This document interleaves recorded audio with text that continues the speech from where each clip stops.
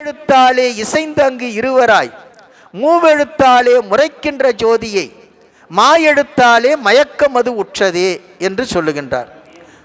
ஓர் எழுத்தாலே உலகெங்கும் தானாகி ஓம் என்று சொல்லப்படுகின்ற இந்த பிரணவம், இதுக்கு பேரு சமஷ்டி பிரணவம்னு பேரு. சமஷ்டி பிரணவம் சொன்னா தொகு 5 எழுத்து சேர்த்து சொல்லுவது, விரிக்காம தொகுத்து சொல்வது, அது சமஷ்டி பிரணவம். அந்த சமஷ்டி பிரணவத்தின் பொருளாக இருக்கின்ற லயசிவன், என்ன சிவன்? லயசிவன், அதாவது ஒடுங்கி இருக்கக்கூடிய சிவன். அப்படி லயசிவன் என்கிற அருவ நிலையாக எப்படி இருக்கிறான்? உலகெங்கும் தானாகி, உலகெங்கும் வரம்பில்லாமல் நீக்கமர நிறைந்திருக்கின்றான். அப்படி நீக்கமர நிறைந்திருப்பது தான் ஒடுங்கி இருக்கிறதுன்னு அர்த்தம், லயசிவன் அர்த்தம். அதுதான் அருவ நிலை. அது என்ன நிலை? அருவ நிலை. அதுக்கு அடுத்தது ஈரெழுத்தாலே இசைந்து அங்கு இருவராய், இசைந்து அங்கு இருவராய் சொல்றார். ஈரெழுத்தாலே அங்கு இருவராய் இசைந்து அப்படின்னு கொண்டு கூட்டிக்கணும். அப்போ ஓம் என்கிற அந்த சமஷ்டி பிரணவத்தை விரிக்கின்ற போது அகர உகர மகரம் என்று விரியும். அகரம் உகரம் மகரம் என்று விரியும். அப்படி விரிகின்ற போது ஆ உ என்கிற 2 எழுத்து, ஆ உ என்கிற 2 எழுத்து, அந்த 2 எழுத்தாக சொல்லப்படுகின்ற இந்த சூக்கும வியஷ்டி, இதுக்கு பேர் என்னது? சூக்கும வியஷ்டி. ஏன்னா முழுசா விரியல. சூக்கும வியஷ்டி பிரணவத்தில் அந்த எழுத்துக்குரிய பொருளாகிய சிவமும் சக்தியும், சிவமும் சக்தியும், சிவமும் சக்தியும், இது எப்படி இருக்கு? செம்பாதியான சரிபாதி. அதுதான் அருவுருவ திருமேனி. என்ன திருமேனி? அருவுருவ திருமேனி. எது அருவுருவ திருமேனி? சதாசிவம், சிவலிங்கம். அப்ப சிவமும் சக்தியும் இருக்கக்கூடிய இது என்ன சிவன் சொன்னா? போக சிவன். இது என்ன சிவன்? போக சிவன்.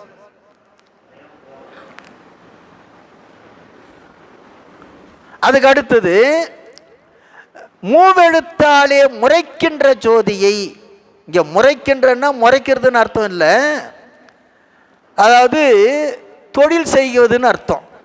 உருவமாக தோன்றி தொழில் ஏற்று, ஐந்தொழில் ஏற்றுவது.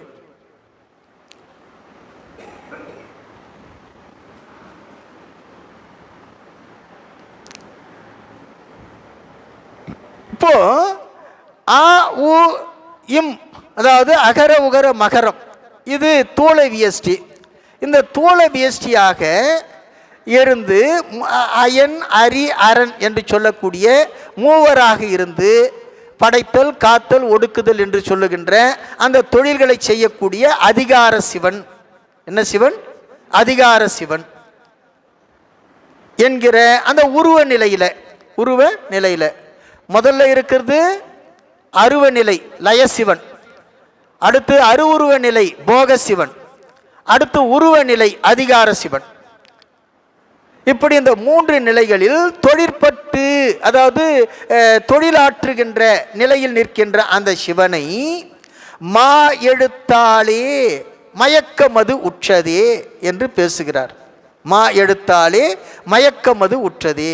மாங்கிறது என்ன? மலத்தை குறிக்கக்கூடிய, மறைப்பை குறிக்கக்கூடிய எழுத்து. அந்த 5 எழுத்துல மகாரத்தின் பொருள் ஆணவ மலத்தை குறிக்கக்கூடிய அந்த எழுத்தின் மறைப்பினால் அறிய மாட்டாது உலகம் மயக்கமது உற்றதே, திகைத்து நிற்கிறது என்று சொல்லுகின்றார். அப்போ லயசிவனையோ போக சிவனையோ அதிகார சிவனையோ இந்த உயிர்கள் அறிய மாட்டாமல் திகைத்து நிற்பதற்கு காரணம் என்னன்னு சொன்னா, இந்த 5 எழுத்துல மா என்கிற எழுத்து, அதாவது மலத்தை உணர்த்துகின்ற அந்த எழுத்து, ஆணவத்தை உணர்த்துகின்ற அந்த எழுத்தினுடைய மறைப்பின் காரணமாக பெருமானை அறிந்து கொள்ள மாட்டாமல் திகைக்கின்றது. ஆகவே பிரணவத்தினை அதனுடைய முறைகளையெல்லாம் உணர்ந்து முறைப்படி ஓதினால் உணர்ந்து உய்யலாம். ஆகவே அசபை என்பது சிவபெருமானுடைய அருள் வாயிலாக கருதப்படுகிறது. அது எப்படி சார் அப்படின்னு சொன்னால், உள்ள அவன் இருந்து இயங்கலைன்னு வச்சுக்க, ஒன்றுமே கிடையாது. புரியுதா? இதைத்தான் எட்டும் இரண்டும் உருவான லிங்கத்தே நட்டம் புதல்வா நவிலக்கேல். யாரு? மணவாசகம் கடந்தார் இல்லையா? எட்டும் இரண்டும் உருவான லிங்கத்தே நட்டம். நட்டம்னா என்ன? நடனம். எட்டும் இரண்டும் 10, 10க்குரிய குறியீடு யா. தமிழில் 10ங்கிற எண்ணை குறிக்கிறதுக்கு என்ன போடுவோம்? யா போடுவோம். அந்த யா தான் 5 எழுத்துல உயிர். சிவாய நமங்கிற 5 எழுத்துல உயிர் குறிக்கக்கூடிய எழுத்து எது? யா. அப்போ எட்டும் இரண்டும் உருவான லிங்கம் எதுன்னு சொன்னா ஆன்மா. எட்டும் இரண்டும் உருவான லிங்கம் ஆன்மா.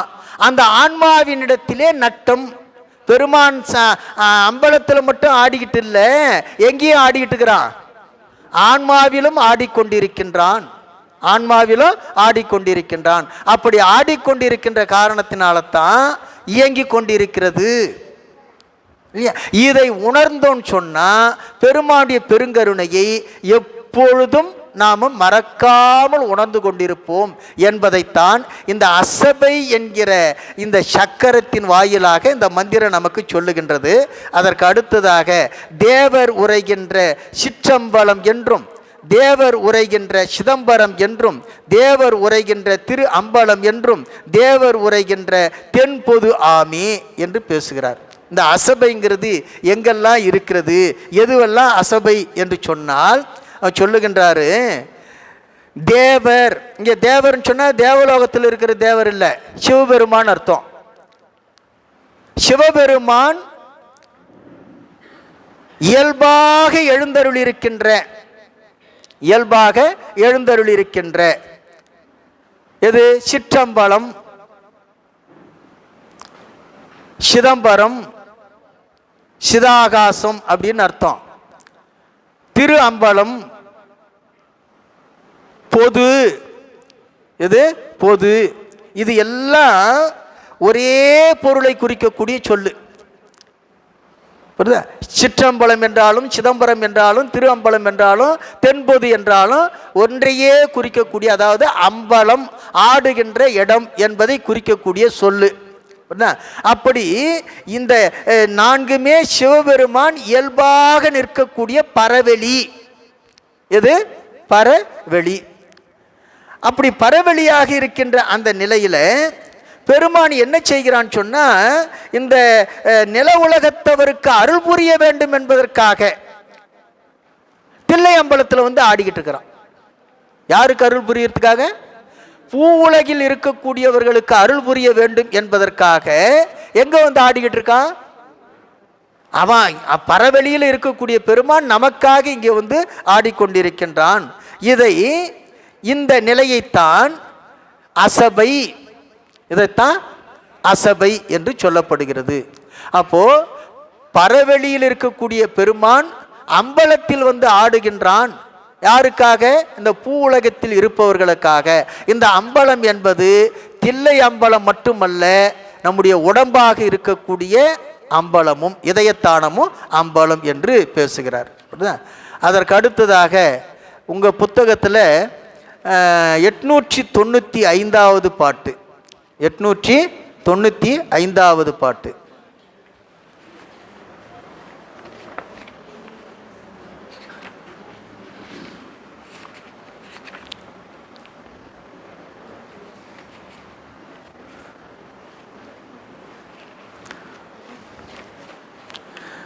அமலம் பதிபசு பாசங்கள் ஆகமம், அமலம் திரோதாயி ஆகும் ஆனந்தமாம், அமலம் சொல் ஆணவமாம் மாயை காமியம், அமலம் திருக்கூத்து ஆங்கு ஆமிடம் தானே என்று பேசுகிறார்.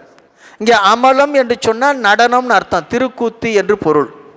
அமலம் என்ற சொல்லுக்கு திருக்கூத்து என்று பொருள். அப்போ அமலம் என்று சொல்லப்படுகின்ற அந்த திருக்கூத்து நடனம் தான் எது? பதி பசு பாசங்கள்.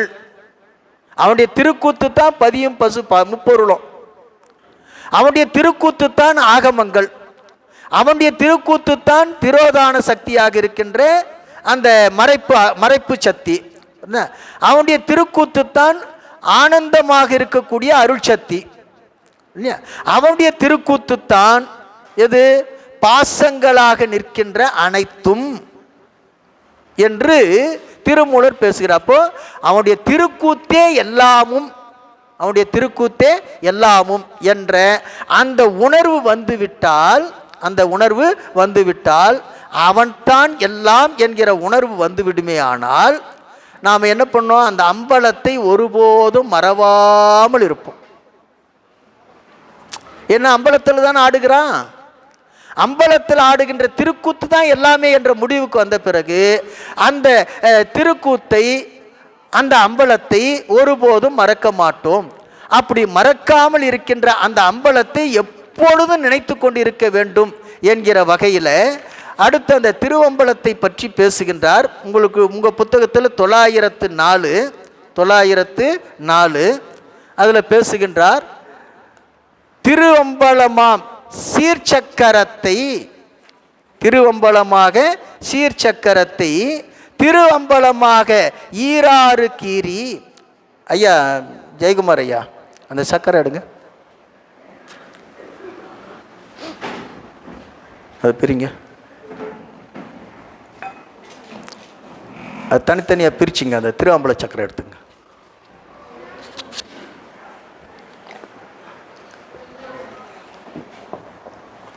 அது கீழே இருக்குது. இது ஏர்வழி சக்கரை, இதுதான். இதை அப்படியே மடிச்சுக்குங்க. மடிச்சுட்டு அம்பல சக்கரத்தை மட்டும் காட்டுங்க. இப்படி இது உல்ட்டாவை சுற்றுங்க. சரியா போகுது. இதை சுற்று, எல்லாமே ரிவர்ஸில் சுற்று. ரிவர்ஸில் சுற்றி வைங்க, அப்படின்னா பிரிக்க முடியும். அதுதான் போர்டில் போட்டுறீங்களா? அந்த தேநீர் அது நீங்கள் ஆஃப் பண்ணிக்கங்க. இந்த தேநீர் பெருமான் ஆடுகின்ற கூத்துத்தான் எல்லாமே. அப்போ பெருமான் ஆடுகின்ற அந்த திருக்கூத்து தான் எல்லாம் என்று எண்ணுகின்ற போது அந்த அம்பலத்தையே நினைந்து கொண்டிருக்க வேண்டும், அம்பலத்தையே நினைந்து கொண்டிருக்க வேண்டும். அப்போ அம்பலத்தையே நினைந்து கொண்டிருக்கின்ற போது அம்பலத்தில் பெருமான் எப்படி ஆடுகின்றான் என்று சொன்னால் நம்முடைய சாத்திரங்கள் நிறைய பேசுகின்றன. அதாவது 5 எழுத்தாலே எது அந்த எப்படி போடணும்னு சொல்லிடுற. அப்போ நீங்கள் ஈஸியாக போட்டுக்கலாம். நீங்கள் இது அப்படியே தான் இருக்கும். போர்டில் அப்படியே இருக்குது, அடிக்க மாட்டாது இல்லையா?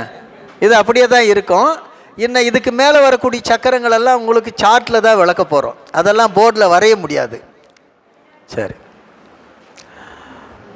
இப்போ இந்த திரு அம்பலத்தை எண்ணிக்கொண்டிருக்கின்ற வகையிலே திரு அம்பல சக்கரம், திரு அம்பல சக்கரம் 5 எழுத்து வடிவாக பெருமான் ஆடிக்கிட்டு இருக்கிறான். அதனால் அம்பலச்சக்கரம் ஒன்றும் இல்லை. படுக்கையில் ஒரு 6 கோடு, படுக்கையில் 6 கோடு, அதுக்கடுத்தது இப்படி ஒரு 6 கோடு, நெடுக்கையில் ஒரு 6 கோடு போட்டிங்கன்னு சொன்னால் எத்தனை 5 கட்டம் வந்துடும். 6 போட்டிங்கன்னா 5 கட்டம் வந்துடும் இல்லையா? அது 12 போட்டிங்கன்னு சொன்னால் வந்துடும் அந்த கோடு. புரியுதுங்களா? சரி, இப்படி 12 இப்படி 12. இப்போ பாருங்க, திரு அம்பலமாக சீர்சக்கரத்தை திரு அம்பலமாக ஈராறு கீரி, திரு அம்பலமாக ஈராறு கீரி, திரு அம்பலமா 25 ஆக்கி திரு அம்பலமா செபிக்கின்றவாறே என்று இந்த சக்கரத்தை எப்படி போடணும்னு ஒரு முதல் பாட்டில் சொல்லிட்டார். திரு அம்பலமா சீர்சக்கரத்தை, திரு அம்பலமாகிய அந்த சக்கரத்தை எப்படி போடுவது?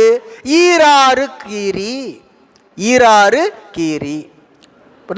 அப்போ 6 கோடுகளாக கீறினால் எத்தனை கட்டு வரும்? 25 ஆக்கி 25 அறைகள் வரும், 25 அறைகள் வரும் இல்லையா? அந்த 25 அறைகளில் அம்பலமா செபிக்கின்றவாறே எப்படி செபிக்கணும், எப்படி எழுத்துக்களை அமைக்கணும்னு சொன்னால் நாம் எப்படி செபிப்போம்? சிவாய நம சிவாய நம என்று செபிக்கிறோம் இல்லையா? அது போலவே எழுத்துக்களை நீங்கள் அமைக்க வேண்டும். சிவாய நம என்று ஜெபிக்கின்றவாறு அமைக்க வேண்டும். புரியுதா? அப்போ பாருங்க, ஒவ்வொரு வரிசையிலையும் என்ன இருக்குது? சிவாய நம சிவாய நம என்று இருக்கா? இந்த நான் மறைக்கிறனோ தெரியுதில்ல? இது திரு அம்பல சக்கரம். திரு அம்பல சக்கரம் எப்படி செபிக்கணும் அப்படின்னு அடுத்த பாட்டில் சொல்றாரு. அதுக்கு அடுத்த பாட்டே வரும் பாருங்க, 905. வாரே சிவாய நம சிவாய நம வாரே செபிக்கில் வரும் பேர் பிறப்பு இல்லை, வாரே அருளால் வளர்க்கூத்து காணலாம், வாரே செபிக்கில் வரும் செம்பு பொன்னே என்று பேசுகிறார். இப்படி 5 எழுத்துக்களை உடைய இந்த திருவைந்தெழுத்தை எப்படி செபிக்கணும் அப்படின்னு சொன்னால், ஒவ்வொரு அதாவது எப்பொழுதும் 5 எழுத்தை செபிக்கணும். இந்த சக்கரத்தை வழிபாடு செய்கின்ற போது சிவாய நம சிவாய நம சிவாய நம சிவாய நம என்று இல்லையா ஒவ்வொரு வரிசையும் நாம் செபிக்கணும். ஒவ்வொரு வரிசையும் செபிக்கணும். இல்லை, இன்னொரு செய்தியும் சொல்லிடுறேன். இந்த சக்கர வழிபாடு செய்யலாம், எல்லா சக்கரத்தையும் வழிபாடு செய்ய முடியாது.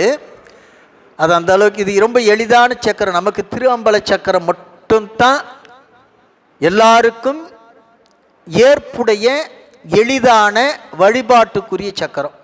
மற்ற சக்கரங்கள் எல்லாம் பரிந்துரைக்கப்பட மாட்டாது. புரியுதுங்களா? இதை எப்படி செய்யணும்னு சொன்னால், ஒரு செப்பு தகட்டில் இந்த சக்கரத்தை பொறிச்சு அதற்குரிய மந்திரம், இதெல்லாம் 5 எழுத்து மந்திரம்தான். அதற்குரிய மந்திரத்தை முதல் நாள் என்ன பண்ணணும்னு சொன்னால், அந்த சக்கரத்துக்கு பால் அபிஷேகம் செய்து, வருதா, ஒவ்வொரு எழுத்தையும், இப்போ ஒரு எழுத்துன்னு சொன்னால், இப்போ உதாரணத்துக்கு இங்கே சிவாய நமன்னு முதல்ல இருக்கு இல்லையா, அதை 108 முறை ஓதணும். அதுக்கடுத்த வரிசை சிவாய நம இருக்கு இல்லையா, அது 108 முறை இல்லையா, அதுக்கு அடுத்தது 108 முறை. மொத்தம் 5 வரிசை இருக்கா? 5 வரிசையும் ஒவ்வொரு வரிசையும் 108 சொல்லணும் இல்லை. தொடர்ந்து 48 நாளைக்கு, தொடர்ந்து 48 நாளைக்கு. அதாவது இதை எந்திர பிரதிட்டைன்னு பேர். இதுக்கு சக்கரத்தை பிரதிட்டை செய்கிற வழி இது. அப்படி செய்யணும்.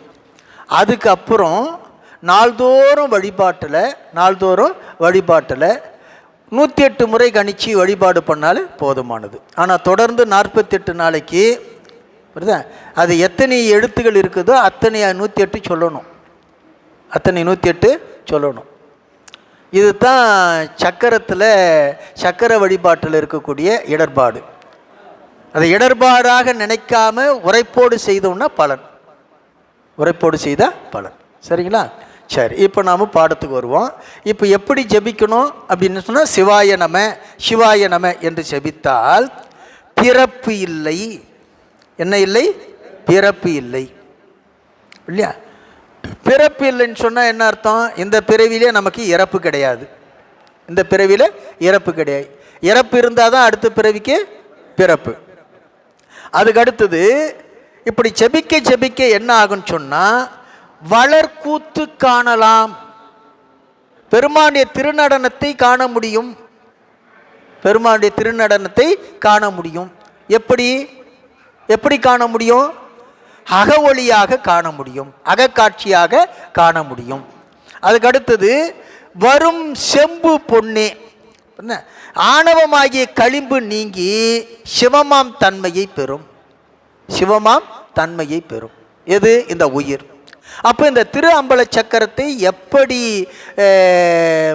பொறிக்க வேண்டும் அல்லது எப்படி சக்கரத்தை அமைக்க வேண்டும் என்று முதல் பாட்டிலும், அந்த மந்திரத்தை, அந்த சக்கர வழிபாட்டை நாம் தொடர்ந்து செய்வதனால் வரக்கூடிய பயனை 2வது பாட்டிலையும் சொல்லுகிறார். இந்த 2ம் திரு அம்பல சக்கரத்தினுடைய அமைப்பும் வழிபாட்டையும் பற்றி சொல்லுகின்றார். அதற்கு அடுத்த பாட்டு உங்களுக்கு 907 பொற்பாதம் காணலால் புத்திரர் உண்டாகும், பொற்பாதத்து ஆணையே செம்பு பொன்னாயிடும், பொற்பாதம் காண திருமேனியாயிடும், பொற்பாதம் சொல்லுமே சொல்லும் நன்னடம் சிந்தனையே என்று அதை கொஞ்சம் கொண்டு கூட்டிக்கணும். பொற்பாதம் நன்னடம் சிந்தனை சொல்லுமே இருக்கு இல்லையா, அதை கொஞ்சம் முன்பின்னாக மாற்றிக்கணும். பொற்பாதம் காணலால் புத்திரர் உண்டாகும். பொற்பாதம் காணலால் புத்திரர் உண்டாகும் அப்படின்னா என்ன அர்த்தம்? குழந்தை பேர் கிடைக்கும்னு அர்த்தம் கிடையாது. புத்திரர் உண்டாகுன்னா குழந்தை பேர் கிடைக்கும். அதுக்காகவா நாம் சக்கர வழிபாடு பண்ணுறோம்? அப்படி இல்லை. திருவருள் கைவர பெறுவதனால் இல்லையா நாம் பெருமானுக்கு பிள்ளையாயிடுவோம். நாம் யாருக்கு பிள்ளையாயிடுவோம்? பெருமானுக்கு பிள்ளையாயிடுவோம். எப்படி ஞான சம்பந்தர் ஆளுடைய பிள்ளைன்னு சொல்கிறாங்களோ, நாமெல்லாம் அப்படி தானே சொல்கிறோம். சற்புத்திர மார்க்கம்னு சொல்கிறோம் இல்லையா? யார்? திருஞான சம்பந்தரை. அந்த தகுதி நமக்கு வந்துடும். புரியுதா? அதை தான் சொல்கிற திருவருள் கைப்பெற, அதாவது பொற்பாதம் காணுகின்ற அந்த நிலையில், பெருமானுடைய திருவருள் கைவர பெறுகின்ற நிலையில் சிவனுக்கு பெருமானுக்கு புத்திரர் ஆகும். புரியுதா? அந்த பிள்ளையாகின்ற அந்த தன்மையை பெற்று விடுவோம். புரியுதா? அதுக்கு அடுத்தது பொற்பாதத்து ஆணையே செம்பு பொன்னாயிடும். இல்லையா? செம்பு பொன்னாவது போல இல்லையா சிவமான் தன்மை கிடைத்து விடும் இந்த ஆன்மாவுக்கு. அதை சொல்லிட்டு என்ன சொல்றாருன்னா, பெருமானுடைய திருவடி ஆணைன்றார். பொற்பாதத்து ஆணையே நிச்சயமாக அது வாய்க்கும். நம்முடைய ஞான சம்பந்தர் சொல்றார் இல்லையா, ஆணை நமதே அப்படின்னு சொல்றாரு இல்லையா, அது போல ஆணையிட்டு சொல்றார். அதுக்கு அடுத்தது பொற்பாதம் காண திருமேனி ஆயிடும். இல்லையா? இந்த மாயாகாரியமாகிய உடம்பு என்ன ஆகுன்னு சொன்னால், பசுகரணம் மாறி பதிகரணமாக மாறிடும். பசுகரணம் மாறி என்னவாகும்? பதிகரணம் ஆகிவிடும். அருள்மயமான உடம்பாக இந்த ஆன்மா மாறி நிற்கும். பொற்பாதம் நன்னடம் சிந்தை செல்லுமே. இல்லையா? இந்த ஞான நடனத்தினுடைய உண்மையான தெளிவு இந்த ஆன்மாவிடத்தில் ஏற்படும் என்று பேசுகிறார். ஞான நடனத்தினுடைய உண்மையான தெளிவு ஏற்படும் என்று இந்த அசபை என்கிற அதிகாரத்தில் இந்த திரு அம்பல சக்கரத்தினுடைய சிறப்பை சொல்லி, அதை நாம் வைத்து வழிபாடு செய்வதனால் விளைகின்ற பயனை எல்லாம் இந்த அதிகாரத்துக்குள்ளே சொல்லுகின்றார். அதற்கு அடுத்ததாக இரண்டாவது அதிகாரம் திரு அம்பல சக்கரம். திரு அம்பல சக்கரம். நாம் இதை புரிந்து கொள்வதற்காக நாம் என்ன செய்கிறோம்னு சொன்னால், திரு அம்பல